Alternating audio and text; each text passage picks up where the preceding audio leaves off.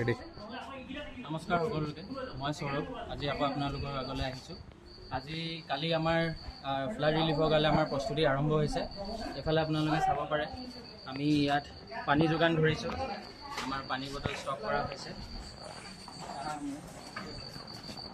এইফালেও আমাৰ পানী যোগান ধৰা হৈছে। আমাৰ জন্তুৰ বাবে ইয়াত গৰু ছাগলীৰ বাবে কেটেল ফিড আমাৰ ইয়াত ব্যৱস্থা কৰা হৈছে চাপৰ।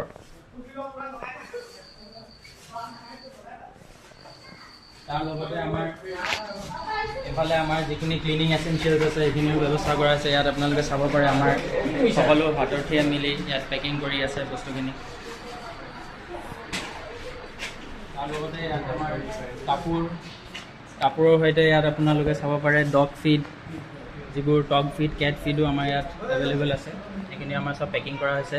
বাল্টি আৰু আহি আছে আমাৰ আৰু কিছুমান বস্তু আহি আছে।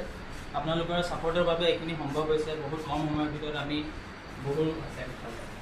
বহুত ছাপৰ্ট পালোঁ আপোনালোকৰ ফালৰ পৰা, যিটোৰ কাৰণে আমি বহুত কৃতজ্ঞ আপোনালোকৰ ওচৰতে। আৰু আমি যিমান ফাণ্ড ৰেইজ কৰিছোঁ সকলোখিনি সম্পূৰ্ণভাৱে ট্ৰান্সপাৰেণ্ট হ'ব। আমাৰ এই ফ্লাড ৰিলিফটো শেষ হোৱাৰ পিছত সকলো বস্তুখিনি ট'টেলি ট্ৰান্সপাৰেণ্টলি ৰাইজৰ আগত মেলি দিয়া হ'ব।